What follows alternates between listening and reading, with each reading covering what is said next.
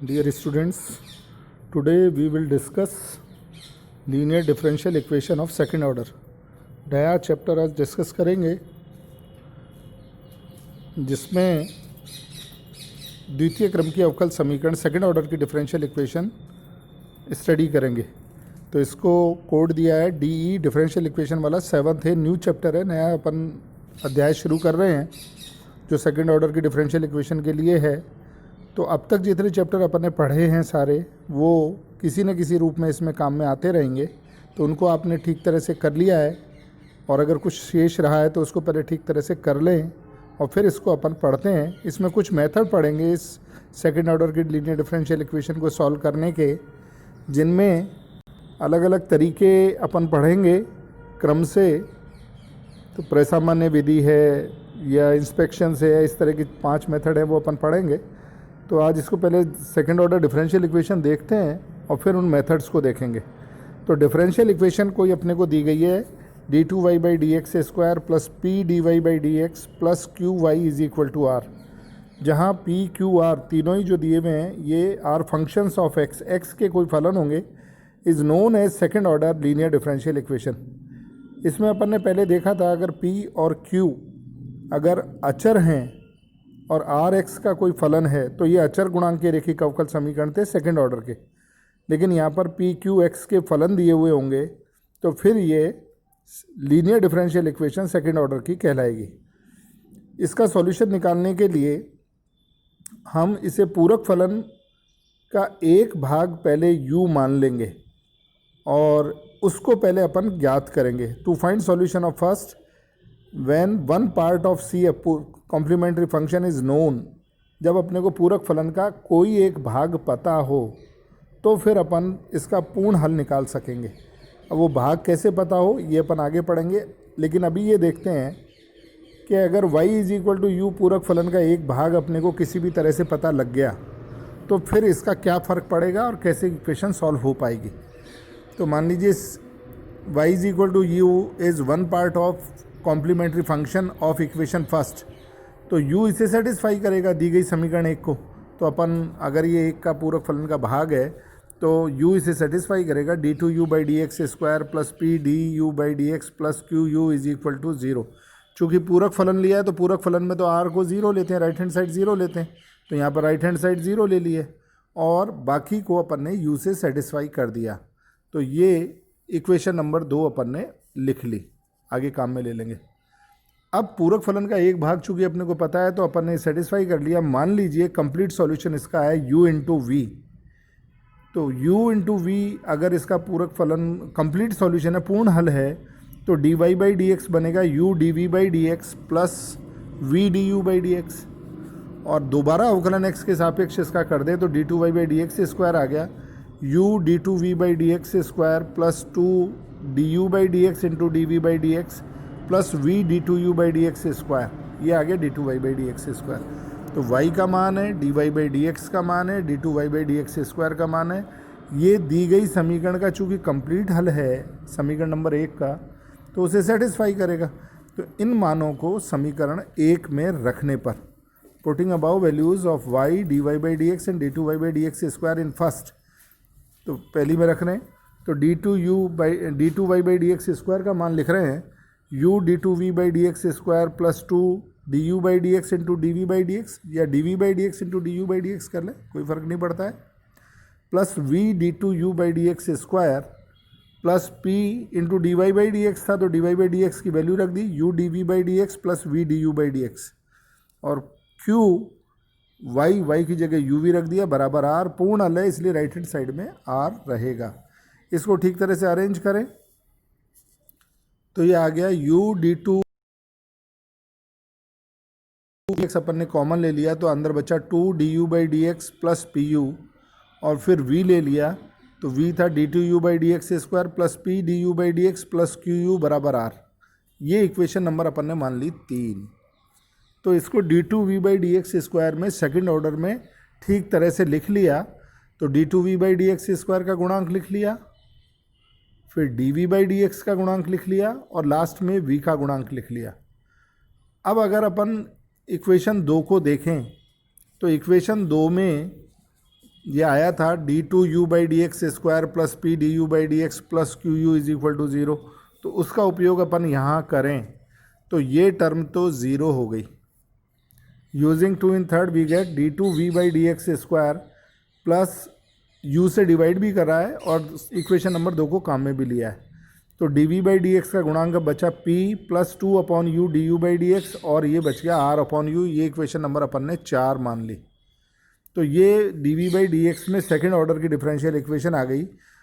इसमें अपन dv/dx को p लिख लें तो d2v/dx² हो गया dp/dx।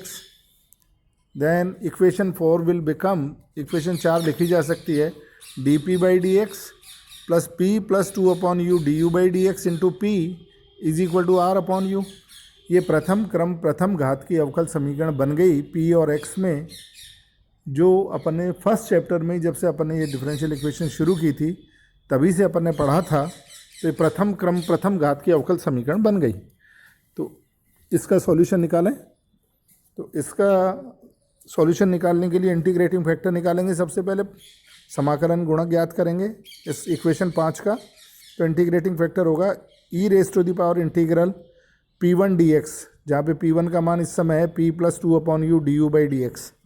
तो ये मान लिख लिया। तो e⁻∫ p dx तो एज इट इज, और 2/u du का इंटीग्रल हो गया 2 log u। तो ये u² e⁻∫ p dx, ये इंटीग्रेटिंग फैक्टर आ गया। तो और सॉल्यूशन फिर इस इक्वेशन नंबर 5 जो अभी अपन ने देखी थी, इसका सॉल्यूशन अगर लिखें अपन तो इसका सॉल्यूशन हो जाएगा p into integrating factor is equal to q into integrating factor dx plus c1। यहाँ पर q का मान r/u है ये वाला, तो अपन लिख दें p into u² e⁻p dx is equal to q का मान है r/u, इंटीग्रेटिंग फैक्टर है u² e⁻∫p dx into dx plus c1। तो फ्रॉम 6, ये इक्वेशन नंबर 6 अपन ने डाल दिया इसको। तो इससे अगर अपन सॉल्व करेंगे तो वैल्यू p की आ जाएगी। इससे p का मान आ जाएगा x के रूप में। अब p का मान जब x के रूप में आ गया तो p अपन ने dv/dx माना है, तो इसको dv/dx p के मान को जब अपन लिखेंगे तो जो मान x का आ रहा है वो इंटीग्रेट करने पर v का मान आ जाएगा। तो अपन ने u एक भाग माना हुआ था कि पूरक फलन का एक भाग हमें मालूम है। Complete solution u into v माना था, v अपन ने यहाँ पर ज्ञात कर लिया, तो कंप्लीट सॉल्यूशन हो गया u into v. In this solution we have 2 arbitrary constants. यहाँ पर c1 c2 दो कांस्टेंट आ रहे हैं, इसमें v में c2 आ गया। तो सेकेंड ऑर्डर की डिफरेंशियल इक्वेशन है तो इसमें 2 कांस्टेंट आएंगे, आने चाहिए स्वेच्छाचार, तो दोनों स्वेच्छाचार आ रहे हैं, इसलिए ये पूर्ण हल होगा, कंप्लीट सॉल्यूशन होगा। अब ये जो पूरक फलन का एक भाग अपन ने कहा था कि पूरक फलन का एक भाग ज्ञात हो तो डिफरेंशियल इक्वेशन ऑफ y बराबर u, उसका मान ज्ञात कैसे करें या कैसे पता लगे कि वो अपने को भाग ज्ञात है, उस विधि को यहाँ पढ़ते हैं। तो इसमें अगर अपन ये देखें, ये बाय इंस्पेक्शन ही है, पूरक फलन का एक भाग निकालने की निरीक्षण विधि ही है। अपन प्रश्नों में देखेंगे, अगर किसी प्रश्न में 1 प्लस पी प्लस क्यू बराबर 0 हो रहा है तो y is equal to e⁻x पूरक फलन का एक भाग हो गया, u का मान e⁻x होगा। अगर 1 माइनस पी प्लस क्यू 0 हो रहा है, निरीक्षण करेंगे अपन सवाल में, पी क्यू का मान अपने को पता है, उसमें सवाल में से अलग लिख लेंगे। फिर 1 माइनस पी प्लस क्यू 0 हो रहा है तो u का मान e⁻⁻x होगा, पूरक फलन का एक भाग ये होगा। और अगर इसको भी अपन व्यापक रूप में लिखें तो m² plus p m plus q बराबर 0 हो रहा है तो u का e⁻mx पूरक फलन का एक भाग कहलाएगा। इसमें भी m बराबर 1 लिखने तो पहला पॉइंट बन जाता है, m बराबर -1 लिखने तो दूसरा पॉइंट बन जाता है, तीसरा ये व्यापक समीकरण है ही। अब आप चाहे जैसे याद रखें, आपको याद रखना होगा, क्योंकि जैसे m बराबर 2 ले लें तो 4 प्लस 2p प्लस क्यू बराबर 0, तो e⁻2x इसका पूरक फलन का एक भाग होगा। इस तरह से अपन निकाल सकते हैं। m का मान 2 भी 3 भी जो भी सेटिस्फाई करे वो रख के देख सकते हैं। तो एक तो ये हो गया e⁻mx पूरक फलन का एक भाग कैसे होगा। m का मान 1 -1 2 3 कुछ भी हो सकता है। दूसरा है निरीक्षण में कि p प्लस क्यू एक्स देखें ज़ीरो हो रहा है क्या। तो अगर p plus q x zero हो रहा है तो part u is equal to x होगा, पूरक फलन का एक भाग x होगा। और इसको व्यापक रूप में अगर देखें तो m-1 plus p m x plus q x square अगर ज़ीरो हो रहा है तो पूरक फलन का भाग होगा x की पावर m। अब m बराबर जैसे 1 ले लें अपन, तो ये हो गया 0 plus 1x plus q is equal to 0, तो ये ऊपर वाला बन गया, तो x की पावर m हो जाएगा। m बराबर -1 रख के देख लें तो m बराबर -1 के लिए मान आ जाएगा। तो इस तरह से अपन सभी के लिए व्यापक रूप से मान निकाल सकते हैं। तो इनमें से जो सेटिस्फाई हो रहा हो प्रश्न में, तो फिर अपने को u पता लग गया, v ज्ञात करने की विधि अपन ने ऊपर पढ़ ली। जब u अपने को पता लग गया तो कंप्लीट सॉल्यूशन अपन ने मान रखा y is equal to u into v. तो इससे अपन ने सॉल्व करके v निकाल लिया था, लास्ट में अपना v आया था, ये रहा v। तो y बराबर u इंटू वी, यू पता है, v अपन ने निकाल लिया, u into v complete solution हो जाएगा, पूर्ण हल आ जाएगा। तो अभी शुरू में अपने को सारे second order linear differential equation के वो प्रश्न हल करने हैं जिसमें पूरक फलन का एक भाग ज्ञात करने का कोई ये ज्ञात विधि जो दी गई है इनमें से कुछ होगा। उन प्रश्नों को तो इस तरह से कर लिया जाएगा। अब मान लीजिए पूरक फलन का एक भाग अपन निकाल नहीं पा रहे हैं, यू का मान इन विधियों में से नहीं आ रहा है, तो फिर आगे नेक्स्ट मेथड पढ़ेंगे, उनको अप्लाई करेंगे। तो सबसे पहले प्राइमरी मेथड यही है कि क्वेश्चन आते ही अपन ये देख लें कि 1 प्लस पी प्लस क्यू या पी प्लस क्यू एक्स रूप का कुछ ऐसा कुछ ज़ीरो बन रहा है क्या। ज़ीरो बन गया तो फिर इन्हीं विधियों से सवाल हल हो जाएगा, उसमें कोई प्रॉब्लम वाली बात नहीं है। इसमें एक क्वेश्चन के माध्यम से इसको और विधि को अच्छी तरह क्लियर कर लेते हैं जिससे प्रॉब्लम नहीं रहे, क्योंकि क्वेश्चन आना ज़रूरी है। विधि तभी क्लियर होती है जब अपन उस विधि को प्रश्न द्वारा हल कर लेते हैं। केवल थ्योरेटिकल विधि पढ़ लें और अब हमें सब आता है कब मान लें तो ऐसा नहीं हो पाएगा। तो क्वेश्चंस आप ज़्यादा से ज़्यादा कर लें, अधिक से अधिक करें। प्रैक्टिस से ही क्वेश्चन फिर कॉन्फिडेंस भी आ जाता है और गलती होने की संभावना भी एकदम ख़त्म हो जाती है। तो ज़्यादा से ज़्यादा क्वेश्चन इसके सॉल्व करें। एक क्वेश्चन मैं बताता हूँ आपको जिससे क्लियर हो जाएगा कि ये कैसे करेंगे। तो जैसे एक क्वेश्चन है, ये क्वेश्चन है x d2y by D x square minus 2x minus 1 bracket में dy by D x plus x minus 1 y is equal to 0। तो given equation can be written as, जो दी गई समीकरण है उसको पहले अपन मानक रूप में लिखें। तो d2y by D x square का गुणांक 1 होना चाहिए। तो पूरी समीकरण को x से भाग लगा दिया, तो x से भाग लगाने पे इक्वेशन बन गई d2y by D x square minus 2 minus 1 upon x dy by D x plus 1 minus 1 upon x y is equal to 0। Right hand side 0 दे रखा है तो पूरक फलन ही निकालना होगा। अब यहाँ पर p का मान देखें तो -2 माइनस 1 अपॉन एक्स है और q का मान 1 माइनस 1 अपॉन एक्स है। तो बिल्कुल स्पष्ट दिख रहा है कि 1 प्लस पी प्लस क्यू लें तो 1 प्लस पी का मान -2 प्लस 1 अपॉन एक्स हो गया और क्यू का मान 1 माइनस 1 अपॉन एक्स हो गया। तो ये 0 आ गया, 2 प्लस के हो गए, 2 माइनस के हो गए और 1 अपॉन एक्स एक प्लस का हो गया, एक माइनस का हो गया, कट के 0 आ गया। अतः u बराबर e की पावर x पूरक फलन का एक भाग है। तो इसका कंप्लीट सॉल्यूशन अपन मान सकते हैं। तो कंप्लीट सॉल्यूशन मान लिया u इंटू वी है, तो u का मान e की पावर x इंटू वी पूर्ण हल होगा। अब अपना काम केवल एक रह गया कि किसी भी तरह से अपन v को कैलकुलेट करें, v का मान निकालें। तो ये v का मान जो पुराने चैप्टर अपन ने पढ़े हैं उन्हीं प्रश्नों के वैसा ही प्रश्न बन जाएगा और उन्हीं तरीके से प्रश्न अपन हल कर लेंगे। अब नया कुछ भी नहीं करना, जो पुराने चैप्टर पढ़े हुए हैं उन्हीं में से कोई एक चैप्टर का प्रश्न बनेगा। तो अपन ने जब y बराबर e की पावर x इंटू वी रखा है तो dy बाई डी एक्स हो गया v e की पावर x प्लस e की power x dv by D x और d2y by D x square बन गया v e की पावर x प्लस 2 e की power x dv by D x plus e की power x d2v by D x square. इन तीनों मानों को दी गई समीकरण जो अपनी समीकरण है जो शुरू में दी गई थी, ये समीकरण इसमें रख देते हैं।